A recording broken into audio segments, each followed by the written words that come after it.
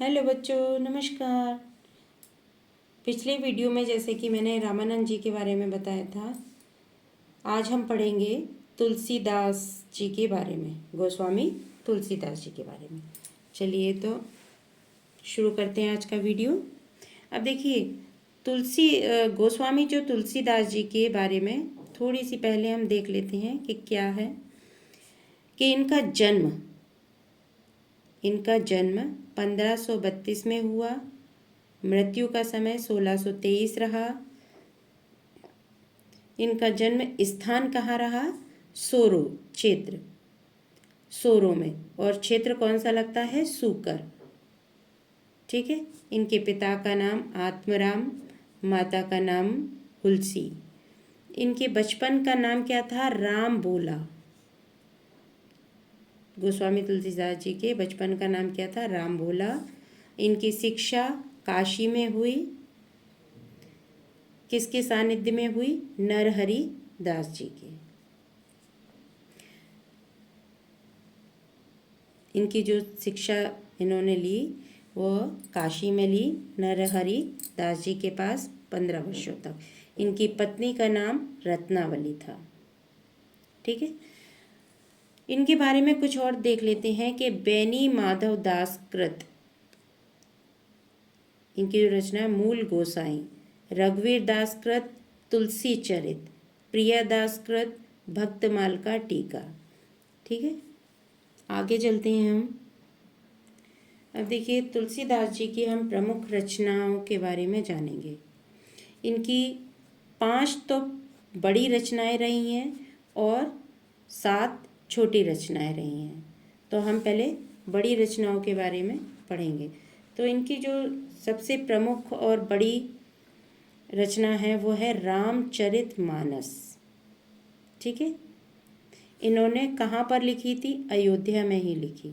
ठीक है। और कब लिखी थी? यदि ईस्वी में पूछ लिया जाता है तो 1574 में, और शती में पूछ लिया जाता है तो 1631 में। ठीक है। रामचरितमानस कहाँ पे लिखी थी? अयोध्या में। ईस्वी में पूछ लिया जाता है तो 1574 आएगा, और शती में पूछ लिया जाता है तो विक्रम संवत में तो 1631 में। यदि रामचरितमानस की अवधि पूछ ली जाए कि कितनी अवधि में लिखी है तो 12 वर्ष 7 महीने। ठीक है। दूसरी इनकी प्रमुख रचना है विनय पत्रिका। इन्होंने विनय पत्रिका लिखी। इस विनय पत्रिका की जो भाषा थी वो थी ब्रज भाषा। ठीक है। और शैली थी गीति शैली। इन्होंने क्यों लिखी थी ये? कली काल से मुक्ति का रास्ता, इसमें विनय पत्रिका में कली काल से मुक्ति का रास्ता बताया इन्होंने। ठीक है। इनकी यह दूसरी प्रमुख रचना। इनकी तीसरी प्रमुख रचना है कवित्त रामायण। कवित्त रामायण, कवितावली। यह किस शैली में लिखी थी? ये पद शैली में थी। भाषा कौन सी थी इसकी? ब्रज भाषा। ध्यान से समझिए, इसकी जो शैली थी वो पद शैली थी और भाषा जो थी ब्रज भाषा, कवितावली की। चौथी जो रचना थी इनकी दोहावली, जिसकी भाषा थी ब्रज भाषा और शैली कौन सी थी? दोहा शैली में। ठीक है। नेक्स्ट इनकी जो 5वीं बड़ी रचना है, प्रमुख रचना, गीतावली। इसकी जो शैली थी वह थी मुक्तक शैली, और इसमें देखिए 7 खंड, और इसमें वात्सल्य रस का वर्णन मिलता है। गीतावली में कौन से रस का वर्णन मिलता है? तो वात्सल्य रस का वर्णन मिलता है।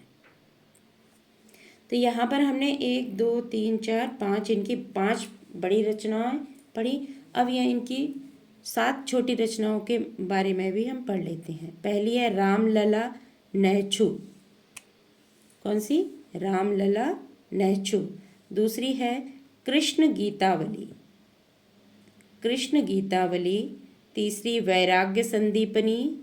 ठीक है। चौथी है राम आज्ञा प्रश्नावली। अब देखिए राम आज्ञा प्रश्नावली गंगा राम के कहने पर इन्होंने ये लिखी थी। इसमें ज्योतिष वर्णन मिलता है। राम आज्ञा प्रश्नावली में ज्योतिष वर्णन मिलता है। और राम जो गोस्वामी तुलसीदास ने किसके कहने पे लिखी थी ये, तो ये गंगा राम के कहने पर लिखी थी। ठीक है।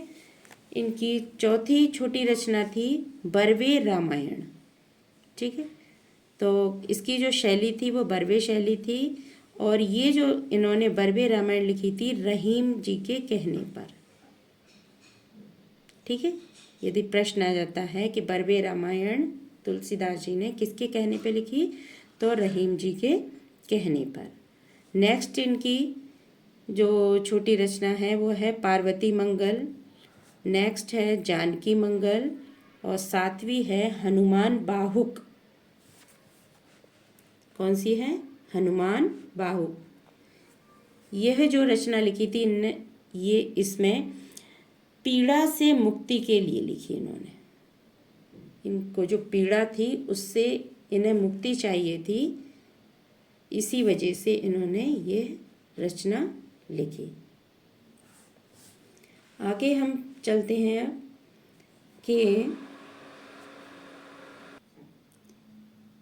देखिए अभी मैंने विनय पत्रिका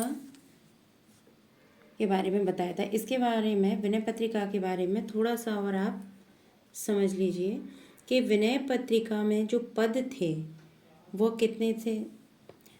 तो उसमें विनय पत्रिका में पद थे 279, माने 279। ठीक है। कितने थे विनय पत्रिका में पद? 279। ठीक है। और विनय पत्रिका की जो भाषा थी वह तो मैंने बता ही दिया था कि ब्रज भाषा थी। ठीक है। और ठीक है, बस यही थोड़ा सा बताना था विनय पत्रिका के बारे में। यदि प्रश्न आ जाता है कई बार कि उसमें पद कितने थे, तो 279 पद थे। अब रामचरित जो मानस है 7 कांड हैं उसमें। सबसे पहले बालकांड, अयोध्या कांड, अरण्य कांड, किष्किंधा, सुंदरकांड, लंका कांड और सबसे लास्ट में उत्तरकांड। ठीक है। ठीक है, फिर आज का वीडियो यहीं पे अपना ये ख़त्म होता है, समाप्त होता है। गोस्वामी तुलसीदास जी के बारे में यहाँ पे थोड़ा सा समझाया गया।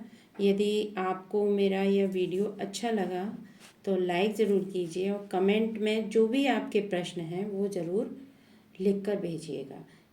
ठीक है। और अभी तक यदि मेरा चैनल आपने सब्सक्राइब नहीं किया है तो वह भी कर लीजिए।